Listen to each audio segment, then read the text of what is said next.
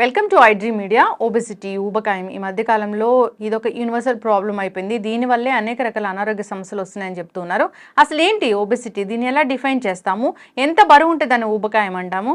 So దీని గురించి వివరాలు తెలుసుకుందాం. ఈరోజు మనతో పాటు ఉన్నారు ప్రముఖ liver specialist and liver transplant specialist doctor Kavya గారు. మ్యామ్ నమస్తే అండి. నమస్కారం అండి. డాక్టర్ గారు, ఊబకాయం, ఒబెసిటీ ఇది పెద్ద యూనివర్సల్ ప్రాబ్లము. దీని గురించి రకరకాల క్లినిక్స్, రకరకాల ట్రీట్మెంట్స్ ఇలా ఉన్నాయి. అసలు ఈ ఊబకాయాన్ని ఎలా డిఫైన్ చేస్తారు మీరు? కరెక్ట్. యాక్చువల్లీ ఇది చాలా మందికి తెలియంది. జస్ట్ బరువు అని అనుకుంటారు. ఎంత బరువు ఉంటే దీన్ని ఒబెసిటీ అంటాము, అసలు ఏంటిది అని తెలుసుకోవటం it's a very important topic. Obesity అంటే ఏంటంటే బాడీ ఫ్యాట్ అనేది, అంటే బాడీలో మజిల్ కన్నా బోన్ కన్నా ఫ్యాట్ అనేది ఎక్కువగా ఉంటే దీన్ని మనం ఒబెసిటీ అని అంటాము. జనరలీ బాడీ మాస్ ఇండెక్స్ అని అంటాం మనం, బిఎంఐ మనం ఎలా క్యాలిక్యులేట్ చేస్తామంటే ఒక పర్సన్ది హైట్ వెయిట్ క్యాలిక్యులేట్ చేస్తే అది మోర్ దెన్ 30 ఉందనుకోండి. ఇది ఒక నార్మల్ ఫార్ములా. ఇది మనం గూగుల్లో కూడా పెడితే మనకు వచ్చేస్తుంది. నార్మల్ ఫార్ములా 30 కన్నా ఎక్కువ ఉందనుకోండి, దీన్ని ఒబెసిటీ అని అంటాము. జనరలీ 25 to 30 మధ్యలో ఓవర్ వెయిట్ ఉన్నట్టు అర్థం. 30 కన్నా ఎక్కువ ఉంటే దీన్ని ఒబెసిటీ అని అంటాం అనమాట. జనరలీ ఒబెసిటీ అంటే ఏంటంటే బాడీలో ఫ్యాట్ సెల్స్ అనేవి ఎక్కువ ఉండటం. ఆ ఫ్యాట్ సెల్స్ అనేవి ఎందుకు ఎక్కువ ఉంటాయి అంటే, ఒకటి డైట్ వల్ల అవ్వచ్చు. డైట్ అంటే ఏంటంటే షుగర్స్ ఎక్కువ తిన్న వాళ్ళు కానివ్వండి, కార్బోహైడ్రేట్స్ ఎక్కువ తిన్న వాళ్ళు కానివ్వండి, డీప్ ఫ్రైడ్ ఫుడ్స్ ఎక్కువ తీసుకునే వాళ్ళు కానివ్వండి, alcohol consumption, basically calorie foods అంటే ఎక్కువ క్యాలరీస్ ఉన్న ఫుడ్ తీసుకునే వాళ్ళు. అలాగే కాకుండా థైరాయిడ్ ఉన్న వాళ్ళకు కూడా ఉండే అవకాశం ఉంది. కొన్ని మెడికేషన్స్కి కూడా సైడ్ ఎఫెక్ట్స్ వస్తాయి. ఇప్పుడు ఫర్ ఎగ్జాంపుల్ షీజర్స్ అంటే ఫిట్స్కి కొంతమంది మెడికేషన్స్ తీసుకుంటారు, దానికి సైడ్ ఎఫెక్ట్స్ ఒబెసిటీ లేదా వెయిట్ గెయిన్ వచ్చే అవకాశం ఉంది. కొన్ని షుగర్ టాబ్లెట్స్కి కూడా వెయిట్ గెయిన్ వచ్చే అవకాశం ఉంది. అలా కొన్ని మెడికేషన్స్, ఈవెన్ బీటా బ్లాకర్స్ అని అంటాం అనమాట. బీటా బ్లాకర్స్ అంటే కొన్ని హార్ట్కి కానివ్వండి, లివర్కి కొన్ని మెడికేషన్స్ ఇస్తాం. వీటికి కూడా సైడ్ ఎఫెక్ట్స్ ఏంటి అంటే బరువు అనేది పెరిగే అవకాశం ఉంది. సో డైట్ అవ్వచ్చు. డైట్ అంటే deep fried foods, packaged foods, processed foods, sugars, canned foods ఎక్కువ తీసుకునే వాళ్ళు, along with alcohol. Second thing ఏంటంటే వెయిట్ అనేది కరెక్ట్గా యూజ్ చేయని వాళ్ళు. అంటే ఇప్పుడు ఫర్ ఎగ్జాంపుల్ మనకి ఈ రోజుకి ఒక 2000 క్యాలరీస్ మనకి ఇంటేక్ ఉండాలి. ఓకే, అంటే మనం చేసే ఫిజికల్ యాక్టివిటీకి వాటికి కలిపి ఫర్ ఎగ్జాంపుల్ చెప్తున్నా. కానీ వాళ్ళు 2500 క్యాలరీస్ తిన్నారు. మనకు అవసరం మన యాక్టివిటీని బట్టి, మన డే టు డే లైఫ్ని బట్టి 2000 క్యాలరీస్ తినాలనుకోండి, కానీ 2500 క్యాలరీస్ తిన్నారు.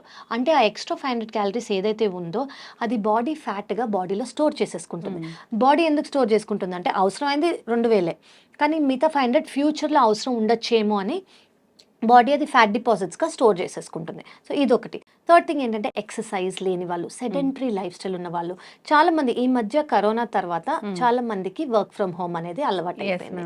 సో ఇంట్లో ఉండటము, ఒకే చోట ఉండటము, సెడెంటరీ లైఫ్ స్టైల్ ఉండటము, మూవ్మెంట్ అనేది ఎక్కువ లేకుండా. చాలా మందికి నేను ఏం సజెస్ట్ చేస్తానంటే, మీరు వర్క్ ఫ్రమ్ హోమ్ చేస్తున్నా కూడా విత్ ఇన్ 1-2 అవర్స్కి ఒకసారి వెళ్ళి వాకింగ్ చేసుకుంటారండి. కొంచెం మూవ్మెంట్ అనేది ఉండటం చాలా ఇంపార్టెంట్. మీరు ఆ 15 మినిట్సే బ్రేక్ తీసుకుంటారో, కొంచెం కార్డియో అంటే ఏంటి అంటే, అసలు కార్డియో ఎక్సర్సైజ్ అంటే ఏంటంటే హార్ట్ రేట్ అనేది ఇంక్రీజ్ అవ్వాలి.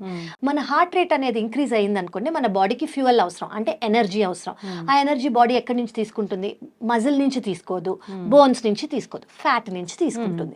సో అలా ఫ్యాట్ లాస్ అనేది అవుతుంది అనమాట మనకి. సో సెడెంటరీ లైఫ్ స్టైల్ ఉన్న వాళ్ళు, ఎక్కువ మూమెంట్ కదలిక లేని జాబ్స్ కానివ్వండి, ఇంట్లో ఉండటం కానివ్వండి, సెడెంటరీగా ఇంట్లోనే ఉండే వాళ్ళకి ఎక్కువ అనమాట ఒబెసిటీ అనేది. సో ఇవి మోస్ట్ కామన్గా మనం చెప్పుకోవచ్చు. డైట్ ఈ మధ్య చాలా మేజర్ కీలకమైన పాత్ర. సో ఇంకెవరికి బిఎంఐ ఎక్కువ ఉండొచ్చు? ఇప్పుడు స్పోర్ట్స్ వాళ్ళు ఉంటారు, అథ్లీట్స్ ఉంటారు, వీళ్ళకి మజిల్ మాస్ అనేది ఎక్కువ ఉంటుంది. ఫ్యాట్ అనేది తక్కువే ఉంటుంది, కానీ మజిల్ మాస్ అనేది ఎక్కువ ఉన్నా కూడా వాళ్ళకి బిఎంఐ అనేది ఎక్కువ ఉండే అవకాశం ఉంది. సో స్పోర్ట్స్ రెగ్యులర్గా ఆడుతున్నారు, అథ్లెటిక్స్ కానివ్వండి, స్పోర్ట్స్ కానివ్వండి, వాళ్ళ బిఎంఐ ఎక్కువ ఉంటే మనం వాళ్ళని ఎక్స్క్లూడ్ చేసుకోవచ్చు. ఎందుకంటే మజిల్ మాస్ ఎక్కువ ఉన్నందుకు వాళ్ళు ఇలా అనిపించే అవకాశం ఉంది. ఇలా కాకుండా చైల్డ్హుడ్ ఒబెసిటీ కూడా ఈ మధ్య ఇంక్రీజ్ అవుతుంది. చైల్డ్హుడ్ ఒబెసిటీ ఏంటంటే 5-6 ఏళ్ళ చిన్నప్పటి నుంచి వాళ్ళ డైట్ కానివ్వండి, ఫ్యామిలియల్ రీజన్స్ కానివ్వండి, జెనెటిక్ రీజన్స్ కానివ్వండి, లేదా వాళ్ళ లైఫ్ స్టైల్ కొంచెం ఒకటే చోట కూర్చోటము, ఓవర్ ఫీడింగ్ చేస్తే. ఇప్పుడు చాలామంది పేరెంట్స్ ఏంటి అంటే పిల్లలు వద్దన్నా కూడా చాలా ఫీడ్ చేసేస్తారు. కొంచెం కడుపు నిండిందన్నా కూడా లేదు, ఇంత బౌల్ చేసి మొత్తం బౌల్ తినాలి అని. ఆ ఓవర్ ఫీడింగ్ వల్ల కూడా ఒబెసిటీ అనేది ఈ మధ్య చాలా చాలా ఎక్కువ అవుతుంది. ఇంకోటి ఏంటంటే ఇప్పుడు బిఎంఐ అని మనం మాట్లాడుకున్నాం కదా, బిఎంఐ అంటే బాడీ మాస్ ఇండెక్స్ 30 కన్నా ఎక్కువ ఉంటాయి. అదే 40 కన్నా ఎక్కువైంది అనుకోండి, దాన్ని మార్బిడ్ ఒబేసిటీ అంటాం ఒక రోజులలో. ఇప్పుడు ఆ వర్డ్ అనేది మార్చేశారు. మార్బిడిటీ అంటే దానివల్ల వినడానికి నెగిటివ్ గా ఉంది కాబట్టి ఇప్పుడు మనం class 1 obesity, class 2 obesity, class 3 obesity అని మాట్లాడుకుంటున్నాం. సో 30 నుంచి 35 వరకు ఉంటే క్లాస్ 1, 35 నుంచి 40 వరకు ఉంటే క్లాస్ 2, 3 అంటే 40 కన్నా ఎక్కువ ఉన్న వాళ్ళని క్లాస్ 3 ఒబేసిటీ, అంటే కొంచెం సివియర్ ఒబేసిటీ లాగా ఉంటుందన్నమాట. సో దీనివల్ల వచ్చే సైడ్ ఎఫెక్ట్స్ ఏంటి అసలు ఏంటి అంటే, ఇప్పుడు జనరలీ బాడీ ఫ్యాట్ సెల్స్లో ఫ్యాట్ అనేది స్టోర్ అయిపోతుంది. ఇప్పుడు ఎందులో అయినా స్టోర్ అయిపోయింది అనుకో, ఫ్యాట్ సెల్స్లో ఫ్యాట్ అనేది స్టోర్ అయిపోతే ఇన్ఫ్లమేషన్లోకి వెళ్తుంది బాడీ. ఇదే ఇన్ఫ్లమేషన్ చాలా రోజులుగా ఉంది అంటే వాళ్ళు తగ్గించుకోలేదు బరువు, డైట్ అనేది మార్చుకోలేదు, దేనివల్ల అయితే బరువు వస్తుందో అది చేంజ్ చేసుకోలేదు అని అనుకోండి, ఈ ఫ్యాట్ సెల్స్ అనేది క్రానిక్ ఇన్ఫ్లమేషన్లోకి వెళ్ళిపోతాయి. క్రానిక్ ఇన్ఫ్లమేషన్ అంటే ఏమవుతుందంటే, దీనివల్ల ఏమవుతుంది, ఇన్సులిన్ రెసిస్టెన్స్ వచ్చే అవకాశం ఉంది. ఇన్సులిన్ రెసిస్టెన్స్ అంటే అసలు ఇన్సులిన్ అంటే ఏంటి అంటే, మనం ఏం తిన్నా కూడా మనకి గ్లూకోజ్ అనేది స్పైక్ వస్తుంది మన బాడీలో. ఈ గ్లూకోజ్ స్పైక్ని మన ప్యాంక్రియాస్లోంచి ఇన్సులిన్ సెక్రీట్ అయ్యి గ్లూకోజ్ని బ్రేక్ డౌన్ చేస్తుంది. అంత ఇంపార్టెంట్ మన బాడీకి ఇన్సులిన్. సో దీని రెసిస్టెన్స్ వచ్చేస్తుంది. అంటే ఏంటంటే ఇన్సులిన్ అనేది కరెక్ట్గా సెక్రీట్ అవ్వదు. కరెక్ట్గా సెక్రీట్ అవ్వనప్పుడు ఏమవుతుందంటే గ్లూకోజ్ స్పైక్ వస్తుంది, షుగర్స్ ఎక్కువ అవుతాయి, కానీ ఇన్సులిన్ షుగర్ని బ్రేక్ చేయలేకపోతుంది. సో బాడీలో షుగర్స్ అనేవి ఎక్కువ అవుతాయి. సో దీనివల్ల వచ్చే హానికరమైన ప్రాబ్లమ్స్ ఏంటి అంటే, ఒకటి ఒబేసిటీ ఉంటే ఇన్ఫ్లమేషన్ అనేది ఎక్కువ అవుతుంది. క్రానిక్ ఇన్ఫ్లమేషన్ వల్ల ఇన్సులిన్ రెసిస్టెన్స్ అవుతుంది. దీనివల్ల షుగర్స్ వచ్చే అంటే డయాబెటీస్ వచ్చే అవకాశం ఉంది, దానివల్ల స్ట్రోక్ వచ్చే అవకాశం ఉంది, హార్ట్ ప్రాబ్లమ్స్ వచ్చే అవకాశం ఉంది, ఫ్యాటీ లివర్ వచ్చే అవకాశం ఉంది. సో ఇవన్నీ అనేవి జస్ట్ మార్బిడ్ ఒబేసిటీ లేదా ఒబేసిటీ వల్ల, అంటే క్లాస్ 3 ఒబేసిటీ లేదా ఒబేసిటీ అనేది ఉన్నందుకు సైడ్ ఎఫెక్ట్స్ అన్నమాట.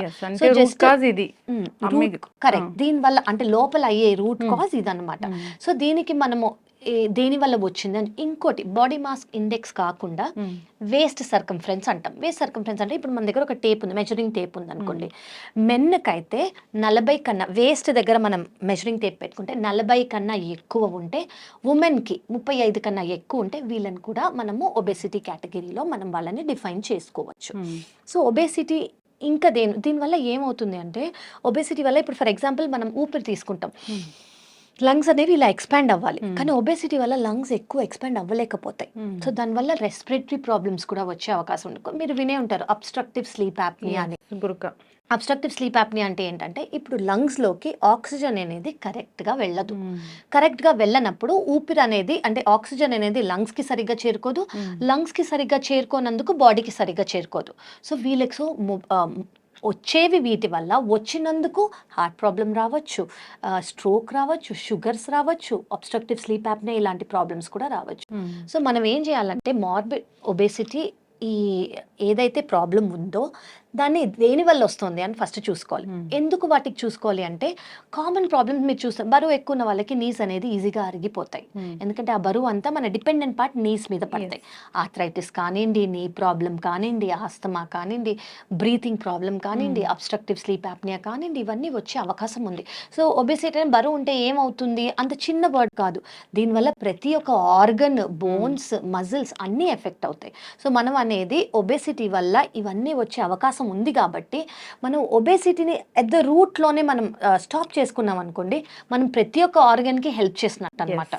అండ్ ఇంకోటి ఏం చూసామంటే, ఏషియన్స్లో, మన ఎస్పెషల్లీ ఏషియన్స్లో బిఎంఐ కొంచెం తక్కువ ఉన్నా కూడా అంటే హయ్యర్ రిస్క్లు ఉన్నాయి. ఇది ఒక చాలా స్టడీస్ ప్రూవ్ చేశాయి అనమాట. ఇప్పుడు అదే నార్త్ అమెరికన్ వాళ్ళకి అనుకోండి, బిఎంఐ కొంచెం ఎక్కువ ఉన్నా కూడా హెల్త్ రిస్క్లు తక్కువ, ఇప్పుడు నేను చెప్పిన హెల్త్ రిస్క్. కానీ ఏషియన్కి బిఎంఐ అనేది కొంచెం ఎక్కువ ఉన్నా, 25 దాటి 30 దాటి ఉన్నా కూడా, కొంచెం తక్కువ రేంజ్లో ఉన్నా కూడా హెల్త్ రిస్క్లు అనేవి ఎక్కువ ఉన్నాయి. కాబట్టి మనం బిఎంఐ అనేది మెయింటైన్ చేసుకోవటం అంటే 20 నుంచి 25 లోపల, 25 దాటితే ఓవర్ వెయిట్, 30 దాటితే ఒబెసిటీ. సో 20 నుంచి 25 లోపల మనం మెయింటైన్ చేసుకున్నాం అనుకోండి, బాడీ ఫంక్షన్ చాలా బాగుంటుంది, చాలా ఆర్గన్స్ అనేవి బర్డెన్ ఫీల్ అవుతాయి అనమాట, ఫ్యాట్ డిపాజిట్స్ వల్ల సరిగ్గా పనిచేయలేకపోతాయి. సో అవన్నీ కూడా మనం కాపాడిన వాళ్ళం అవుతాం. ఎస్, ఖచ్చితంగా మ్యామ్, చాలా చక్కగా చెప్పారు. అసలు ఊబకాయం అంటే ఏంటి, ఒబెసిటీ అంటే ఏంటి, సో ఈ ఊబకాయం ఒబెసిటీ బారిన ఎందుకు పడతారు అంటే? సో ఇది నేను ఇందాక మీకు చెప్పినట్టండి, హ్మ్. డైట్ అనేది ఇప్పుడు హ్మ్. మనకి ఒక చోట కూర్చోంగానే ఒక క్లిక్‌తో ఫుడ్ అనేది వచ్చేస్తుంది. హ్మ్. అది deep fried foods, trans fats అంటే ఆయిల్ రీహీట్ అయిన ఆయిల్‌లో హ్మ్. ట్రాన్స్ ఫ్యాట్స్ అనేవి ఎక్కువుంటాయి. సో అందులోనే ఫ్రైడ్ ఫుడ్ కానియండి, ఏవైనా డీప్ ఫ్రైడ్ ఫుడ్స్ కానియండి, జంక్ ఫుడ్ కానియండి, ప్రాసెస్ ఫుడ్ కానియండి, చాలా వెస్టర్నైజేషన్ అయిపోయింది మన ఫుడ్. హ్మ్. ఒకప్పుడేంటి కొంచెం ఇంటి ఫుడ్డే ఉండటము, లేదా ఇంట్లోనే ఏం చేసుకున్నా ఇంట్లోనే చేసుకోవటం. కానీ ఇప్పుడు రీయూజ్డ్ ఆయిల్స్ వల్ల, హ్మ్. ప్యాకేజ్డ్ ఫుడ్ వల్ల, క్యాన్డ్ ఫుడ్స్ వల్ల హ్మ్. షుగర్ కంటెంట్స్ కానివ్వండి, ఏవైతే ఫ్రక్టోజ్ కానివ్వండి, ఇవన్నీ ఎక్కువైపోయి హ్మ్. ఒబెసిటీ అనేది చాలా యెస్. ఎక్కువైపోయింది. ఖచ్చితంగా మ్యామ్. మీరు చెప్పినట్లుగా చాలా చక్కగా చెప్పారు. సో, ఒబెసిటీకి కారణాలంటే అస్సలు కొంచెం గూడా శారీరక శ్రమ లేకపోవడం, కూర్చున్న చోటే కరెక్ట్. ఉండడం, కరెక్ట్. నిలబడిన చోటే ఉండడము అవునండి. ఇట్లాగా.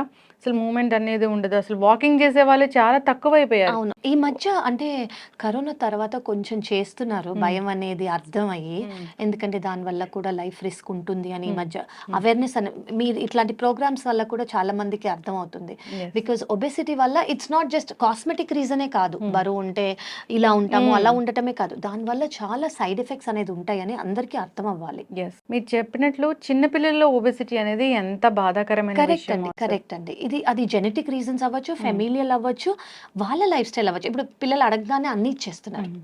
అసలు అందులో ఏముంటుంది, ఏం ఉండట్లేదు, హ్మ్. ఓవర్ ఫీడింగ్ అయిపోతుంది. సో, అలా ఆఫ్‌కోర్స్ మెడికల్ కండిషన్స్ ఉన్న పిల్లలు కూడా ఉంటారు. హ్మ్. అలాంటి రీజన్స్ కూడా ఉన్నాయి. అవి కాకుండా సెడెంటరీ లైఫ్ స్టైల్ గురించి చెప్తున్నాను నేను. హ్మ్. సో, ఇవనేది మనం చాలా నీట్‌గా అడ్రెస్ చేస్తే అసలు హ్మ్. ఎవరికి వస్తుంది హ్మ్. అండ్ దీనికి మనం ఏం చేయొచ్చని maybe we can eventually talk. Yes. ఖచ్చితంగా మ్యామ్. చాలా చక్కగా చెప్పారు. అసలు ఒబెసిటీ అంటే ఏంటి? రావడానికి కారణాలేంటి? ఎవరిలో ఎలా చూస్తున్నామని. సో, సిరీస్ అనేది కంటిన్యూ చేద్దాము. ష్యూర్ అండి. So, sure. ఎవరు ఏ ట్రీట్మెంట్‌కెళ్ళొచ్చు? ఎవరు ఏ డైట్‌కి వెళ్ళొచ్చు? డైట్‌లు మంచివేనా? ఇలాగా కరెక్ట్. పూర్తిగా అసలు ఏ డైటీషియన్‌ని ఎలా సెలెక్ట్ కరెక్ట్. చేసుకోవాలనేది ప్రాబబ్లీ నెక్స్ట్ టైమ్ మనము హ్మ్. డిఫరెంట్ కైండ్స్ ఆఫ్ డైట్స్ మాట్లాడదాం. హ్మ్. వాటి సైడ్ ఎఫెక్ట్స్ ఏంటి? లేదా ఏది అడ్వాంటేజ్, ఏది డిసడ్వాంటేజ్, డిసడ్వాంటేజ్ సైడ్ అనేది ఎఫెక్ట్స్ దేనికి ఉన్నాయి అనేది మనం చెప్పుకోవచ్చు. యెస్. ఖచ్చితంగా మ్యామ్. చాలా చక్కటి ఇన్ఫర్మేషన్ అండి. సిరీస్ అనేది కంటిన్యూ అవుతూ ఉంటుంది. ధన్యవాదాలు. Thank you so much. Thank you.